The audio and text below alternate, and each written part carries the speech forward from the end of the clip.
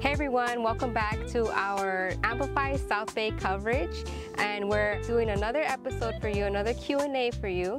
I'm your host, Crystal Niebla, and today we have a guest who's a bichoologist. Did I say that right? Bichologist? Bichólogo. Bichólogo, aka bugologist, Francisco Bassó Medel. Hello. Today we're going to talk about the types of species that exist in the South Bay region. And first and foremost, what would you say your focus is in terms of like your education as well as like what you're educating people about? Yes. So I did my undergrad in UC Davis as a wildlife and conservation biologist, mostly focused on vertebrates. So that is mammals, fish, reptiles, and birds. But then after graduating, I realized that most of the animals that are under most of the threat of becoming endangered or going extinct are the little ones, are the ones that we usually don't think about as much. And so I wanted to focus on that. And because there's not a lot of people who know about them, I wanted to focus on educating the public about those ones, which includes bugs, amphibians, bats, some tiny mammals that most people see sometimes in documentaries, but they don't really know that they actually exist here in their backyard.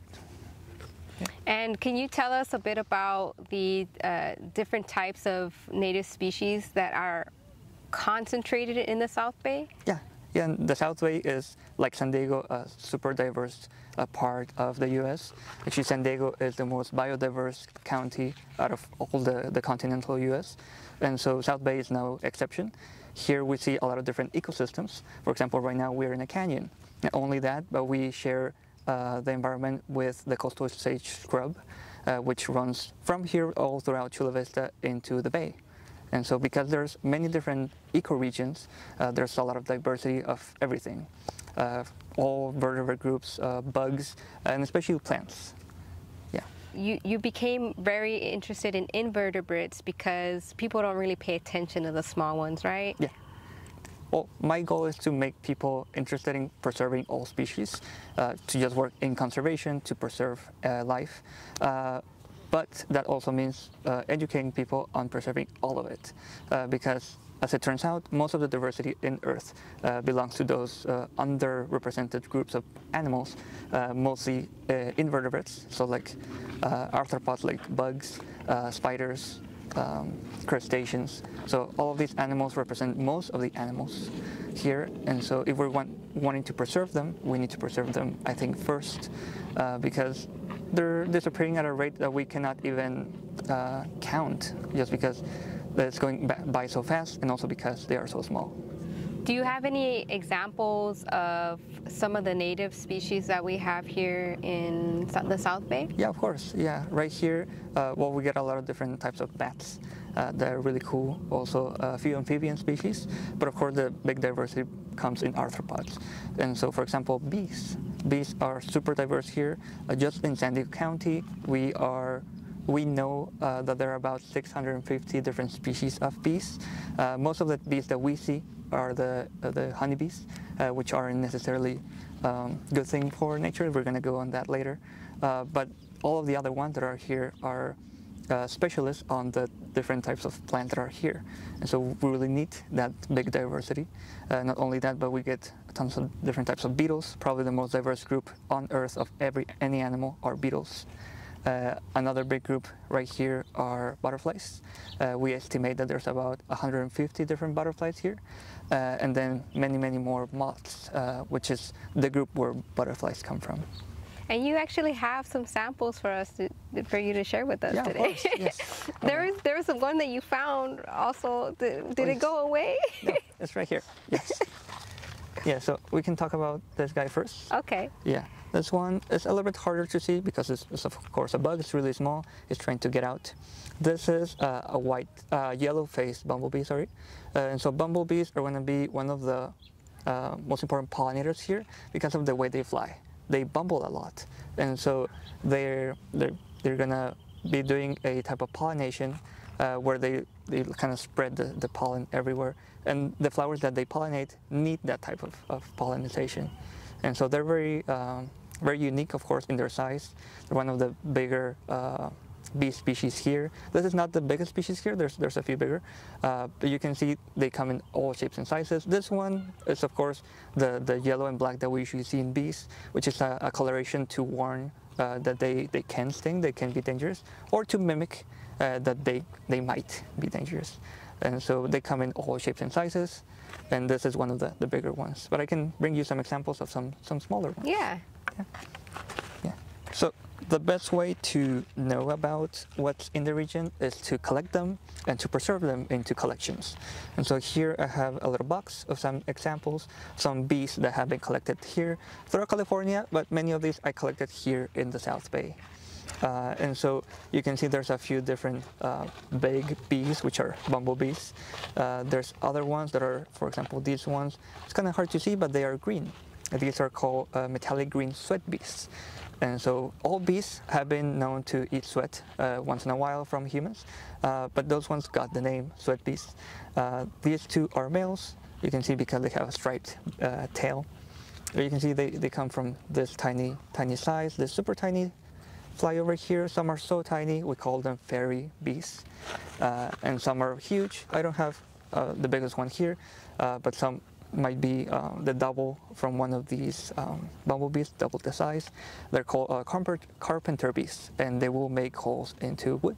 Yes. Can you tell us about what kind of native plant species are useful for organisms like this? Like which ones do we need more of? Which ones are endangered? Like maybe some examples of that? Yes, of course. Yeah, so here in San Diego or in the South Bay, we get a lot of endemic species, meaning that they're only found here.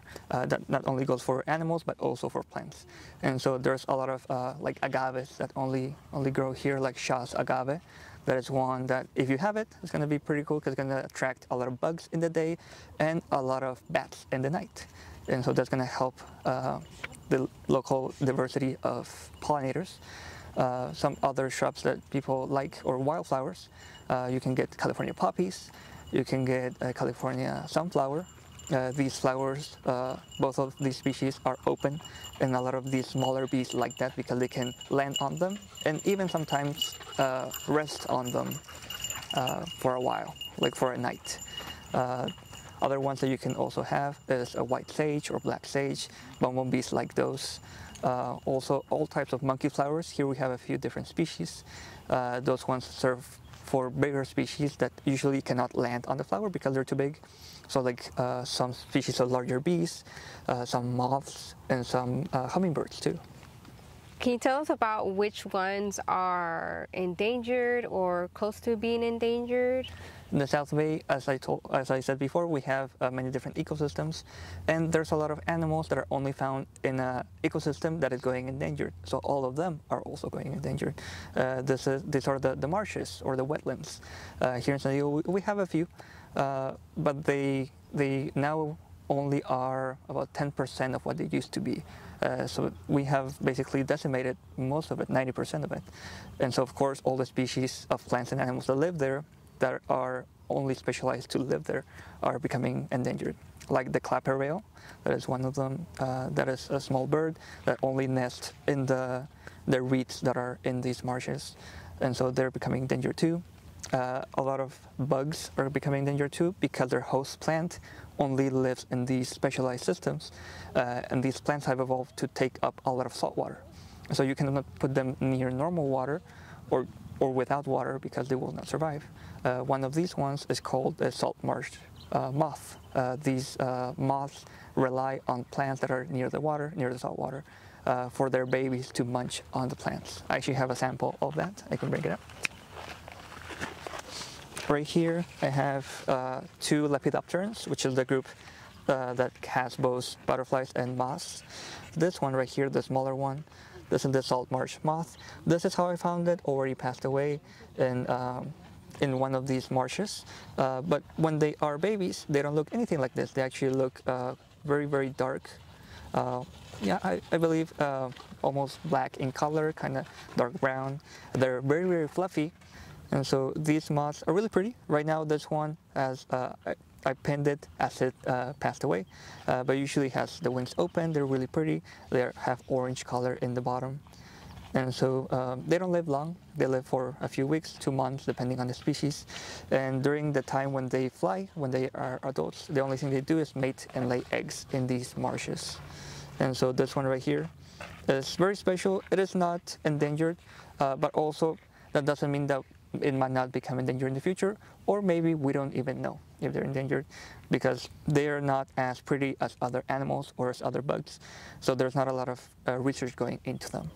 Yeah. Are you saying that there's just not enough resources being put into even tracking how low the populations are? Yeah, and it's really hard working in conservation of arthropods, especially of these little guys that just get lost in all of these shrubbery out here because you have to trap them. And so to trap them basically means that you're gonna kill them. And so preserving the species makes it harder because you have to basically kill some of them so you can know which ones are there. But just for scientists to get to this point, they have to go through so many different agencies that will give them money or not. And so many agencies have the decision of like, well, do I want to preserve this bird or this plant or this bug? Well, most people know more about birds or plants than they know of bugs. And so they will, of course, instinctively go towards the bigger, more colorful animals. And there's nothing bad in that. We do need to preserve them. But the thing is, there's too many different species of these little tiny ones that we know that are going endangered. We don't even know how many of them are already extinct, or maybe we just discovered them and we already know they're endangered. People like the pretty ones. People like mammals, tend to like mammals. They don't really care about the bugs or like the non-aesthetically pleasing ones in general, not necessarily bugs. And then bugs also get like a bad rep. We have this propaganda against bugs that they're all bad and they're gonna crawl in your ear or something and lay eggs and eat your brain or something. But they're not. They're more scared of us than we are of them for the most part. What reasoning do you give people to make them care about bugs? Yes. Yeah, so the reason why I and a lot of people who go into the fields of conservation or entomology or biology in general have towards preserving these species is that they are as cool or sometimes even cooler than the ones that are huge, because you can fit all of that, all of what we are, an organism that thinks, that can move around, that can reproduce, all of that into less than an inch sometimes. Of a creature. And so I think just that is pretty cool. But also the huge diversity that there is of them. Basically, they're tiny robots that will go into any ecosystem that is out there. They will eat almost anything. And so I think the different shapes and different adaptations that they have towards all of their different lifestyles make them all really unique and really cool. Yeah. The other thing is that bugs are necessary to feed the animals, the predators that you do like, right? Yeah. So yeah, and well, a lot of animals depend on bugs. They're part of the lower stages of the trophic cascade, and so that means that a lot of birds will eat them, a lot of reptiles will eat them, some mammals will eat them too, and of course bugs will eat other bugs. And so they are part of what makes the plant energy, or like the products of the plant, become organic matter for animals to digest much easier. For example, I have these guys right here. These, you can see there's a few of them. I have a few different life stages here. Some of them are babies, some of them are adults. These are red-shouldered bugs. And so true bugs, like these guys, have a proboscis, like a tube nose, and they use that to drink the sap out of plants. And so they're excellent for basically transforming what usually would be a plant matter to an animal matter by just drinking the sap of these plants. What is that little ball thing? Yeah, so they have been sucking on these seeds that I found. There's a tree back here that was seeding a lot. And so I collected them with the seeds that they were drinking on. And so it seems that their whole life stage or their whole life depends on drinking the sap out of these plants. Yeah. You were talking about the like decimation of certain habitats and as a result, certain species. What are causes to these decimations of habitats? Yeah, so whenever we talk about conservation and the destruction of habitat, it almost always has to do with humans, but many different things pertaining to humans. So one of them is, of course, habitat degradation due to encroachment of cities. For example, back here we're surrounded by houses. It is still a nature-rich area, but there are houses, and so the noise from the house, just contamination from maybe runoff from the water, maybe other chemicals going out into the air. So all of those things that have to do with the cities being closer to nature or going into nature. Another one is pesticide use. And so in a lot of farmlands, the best way that we have for us to produce as much food as we can without it being lost to pests is just to spray everything with very effective pesticides. And so the bad thing is that not only kills the pests, but also other bugs that are out there that have similar systems to the pests. And so, for example, bees right now are really decreasing because of that. That is one of the main reasons. Another thing that also encroaches on the habitat and many times kicks the native species out are the invasive species. So they can come in many different shapes and forms. Some invasive species come in the shape of an infection that came with a different animal that wasn't native to the region, and the infection then spreads into the habitat that wasn't ready to resist that. For example, there's a lot of amphibians that are now being endangered because of a fungi, the chytrid fungi that came from some frogs from Africa. And so over there in Africa, they're fine for their frogs, but over here, our frogs are not made to sustain that. And so actually the biggest vertebrate extinction right now that is happening is of amphibians because of that. Yeah, but that's just one example. There's many more. For example, I talked about the invasive honeybee, which I actually have right here. This is the western honeybee, found throughout Europe, Asia, and Africa. This is the female, this is the drone male. Are those the honeybees that we see like buzzing around, like the usual ones? You're like, oh, look at the little bees, and yeah. But they're horrible? Well, they are not horrible. We do need them. Okay. We need them for crops because many of our crops are invasive species too, on themselves. And so it is kind of like needing livestock. We need it to survive. I'm glad we're talking about plants because you already know I really hate ice plants because of how and like they just take up so much space. You're saying that they're from a different continent. How bad are these ice plants? And then what are other plant species that are also invasive in this area? Yeah, so ice plants, they come in many different shapes and sizes. There's a few different species that are invasive here, but none of the species are native to the area. And so all of them come from Mediterranean Africa. They usually get here through trade. People bring them, they think they're cute, or they inadvertently take the seeds of a different plant, or ice plants, just with a little chunk, you can make them regrow. In the beginning, it was thought that they were brought here to help with erosion. Usually we find them near the edges of like roads and highways, stuff like that. And while it does hold onto the dirt on top of the edges, it actually will only take up the water, which our soil doesn't take as much water. It loses a lot, and so eventually that soil becomes really eroded. And so the ice plant is not actually doing what it was supposed to do in the first place. It's just making the soil even more dry, because these plants are succulent, meaning that they take up a lot of water. And as you can see, their leaves or their structures are really thick. So most of them is just water. And so basically taking all of those resources through a very large area is not only creating erosion, but also not allowing a lot of other species to be there except for other ice plants. There is one other horrible plant species. It was the eucalyptus. Yes. Just like the ice plant, there's a few different species here in San Diego. And we also brought them intentionally, like the ice plant, because in this case, they grow up really easily. And so they are from Australia. They're from the outback of Australia, many different places back there. And over there, there's also not a lot of water. And so they're really good at taking up water and growing really fast.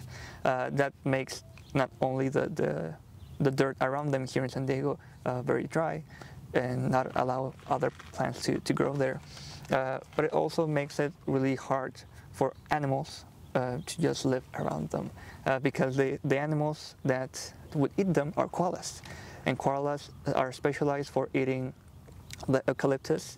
And as you might know, koalas sleep most of their day because the eucalyptus leaves they're just out. Yes, like yes. Yeah, and that's what they do because all of their energy is used up at digesting the toxins from their leaves. And so the leaves are really toxic and they're acidic. And so once they fall to the ground, nothing eats them, and there's nothing growing around them because they change the pH of the ground. Mm-hmm. And so the plants there don't like acidic, just acidic conditions in the ground. And so they just, overall, they're not really good for the environment. And they're flammable, you said, right? Yes. Yeah. And there's many different species that thrive after a fire, and many of them here in California do need a fire to thrive. There's a few beetles, there's some plants, there's other things that need fire to go through. But the eucalyptus just increase the number of fires that we have here. So what can we do to empower ourselves to fight against these horrible invasive species terrorizing our soil and our native species? Yes, yeah, so definitely invasive species are here to stay. It's really hard to get rid of any of them, but especially these plants. And so for ice plants, there's many things that we can do. For example, just removing them. Rip them out. Yeah, there's some restoration projects coming around here in the area. Not only in San Diego, but also in Baja California. They're also super invasive over there because we have the same type of ecosystem, the same type of climate. Mm-hmm. And so just taking them out and not letting any parts of the roots stay there. Mm-hmm. Yeah. Another thing that we can do is after removing them, we can also plant native species. There are some native species that can regrow on very disturbed soil. So even after taking the plants out, you can put them back. There's other succulents that will gladly take their place. Other cactuses, agaves, many different shrubs also. And those are these succulents would be the native ones, yes. right? Okay. Yes. Mm-hmm. Okay. Yeah. We have a few really cool succulents.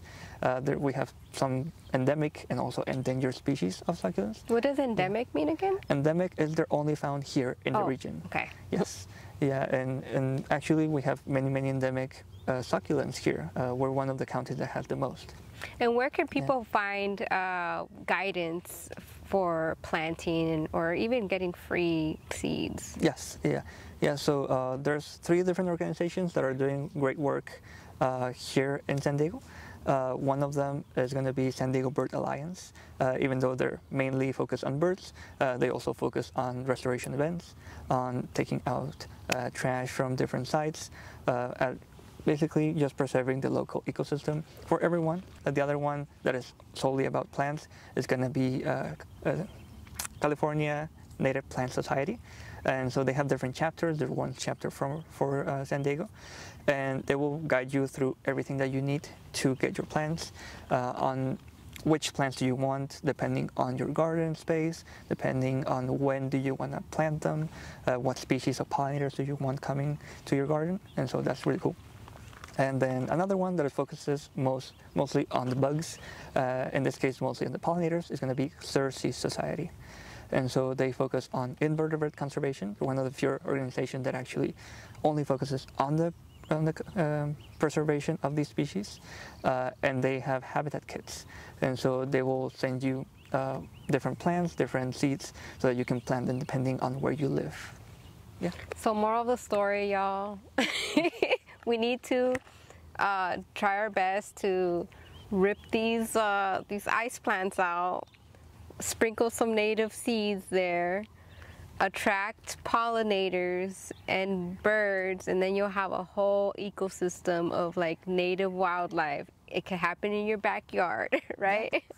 And then also for renters who might not have like yard space or have permission to do that with their landlord, what can they do to feel empowered to try to make some type of positive impact? Yeah. It is difficult if you don't have a lot of gardening space. You can always have a raised garden bed and have as much diversity as you can of different plants that go together with each other. You can also compost in your backyard or in your space. There's going to be compost types available for any type of living. And so by composting, you're basically grabbing a lot of these wastes that will usually just go to the trash, putting it back into the soil. And so that will not only help benefit the plants, but also you will now have a big ecosystem of animals living in the soil, making it a living organism too. Mm-hmm. And the Living Coast Discovery Center does have free composting classes for people who want to sign up for that. I was in one of those. It was awesome. You should go check it out. And then I also want you to talk about what work you're continuing to do with the Living Coast, as well as what kind of ventures are you going beyond the border? Yeah. I am now focusing more on just educating people on the other side of the border in Tijuana. And so a lot of it has to do with just letting people know that the animals in their backyard, they're pretty cool and they're not dangerous. You don't have to just kill a bug on site. You don't have to kill a spider. You can just let it go and see this behavior. And so I want to focus a lot on that. With the Living Coast, I'm focusing more on working with their gift shop. So with a lot of the items that I'm going to be making, for example, some stickers, maybe some hats, some shirts, that all of them focus on native species of animals, most of them to the South Bay, and that have some educational part of them. Maybe it talks about the different species of beasts that you can find here, or just seeing all the different types of snakes that are found here in San Diego. And you create all of this art on digital art, right? Yes. Okay.